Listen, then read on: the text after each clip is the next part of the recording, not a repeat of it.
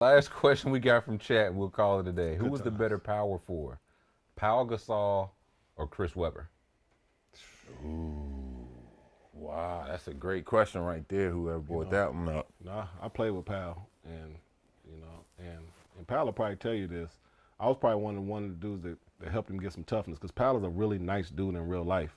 Like I'm gonna tell you how nice he was. Pal was in the league, and his parents dropped him off for practice and picked him up for practice. Good family unit. I said, man, what? I said, man, they just gave you 80. They just maxed you out. Your mom and daddy still picking you up? They still picking you up. You know what I'm saying? But I used to try to tell him, like, man, I saw him in practice when I first got there. I was like, oh, he cold. He right, left shoulder, jump hooks. He long. Like, he can. Powell, one of them dudes that can hang on the rim and his feet still touch the ground. That's how long he is. Crazy long. He's yeah. crazy long, but he got a nice touch. He got a great feel for the game. And C. Webb was one of my favorite players growing up. But skill-wise, I got to give it to Powell. And I don't. Really? Man, Powell was cold.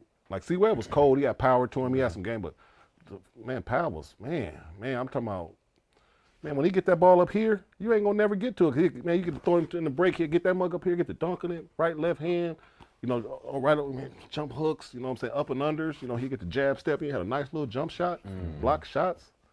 But, man, that's a tough one. I'm going to take Powell on that. Don't hold it against me, C. Webb, but I'm going to take Powell on that one.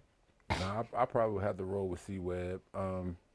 You know, Powell was a great player. I love going against Powell, especially in his later years when he was with the Lakers, more so than the Memphis years. I thought, you know, he was more NBA ready and well defined then during the Lakers, opposing to when he first came into the league. Cause I probably can contest what you said. Like when he first came into the league with Memphis, yeah, he was softer than Twinkie Phil. Oh man, But when he got to the Lakers, yeah, you know, it's like, all right, he had that toughness with him. You know, he became more of an adversary. yeah.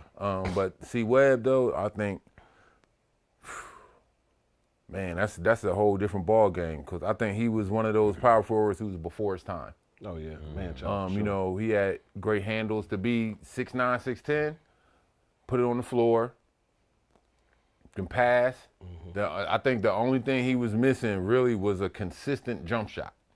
You know what I'm saying? He had post Like game. he got it like going in Sacramento when you hit that mid range. Well, he had to have it later in his career, yeah, because I'm not as athletic now. You know what I'm saying? But yeah, dog, he was a fucking monster though. Just like being in practice with him my rookie season, you know. And again, it went from watching him play at Michigan and you know against Carolina in the national championship game. Then here it is. Boom, bang, a couple years later, I'm on the same team with him, so it's like, all right, it's a difference now. But going against him in practice, no, and the young C. Webb, that was a big, strong, fast, athletic motherfucker, dog. Smart. Like I said, the only thing that was pretty much missing from his game was a consistent jump shot. Not saying that he can't hit a, you know what I'm saying, 14, 15, 16-footer, but he didn't have it consistently back then. But, man, I seen that motherfucker do some shit. He had more exciting passes my rookie season. He had more exciting passes than our guards as far as, like, you know, dimes and shit than our guards. And I played with Robert Pack, Mark Price, and Brent Price. They were and Chris Whitney. So they were my guards.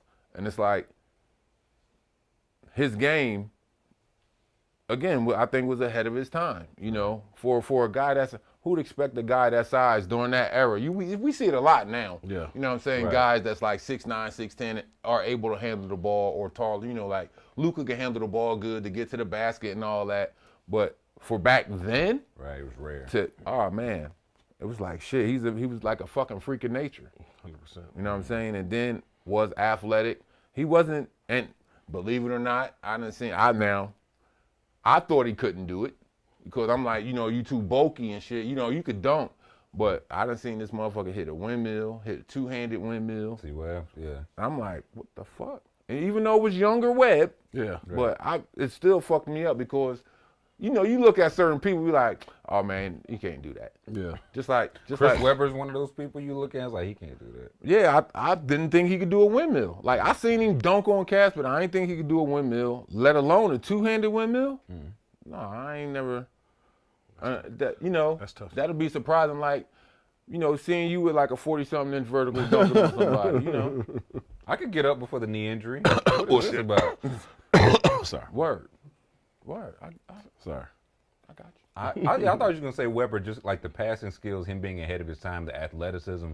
But I mean, Powell was a legit footer, right? He was legit. Yeah, seven, yeah, right? no, he was with that legit. kind of skill. He a footer. He a footer for sure. And one thing I will say about both of them, I gotta admit, from playing against Powell and Webb, both of them are unselfish. Yeah.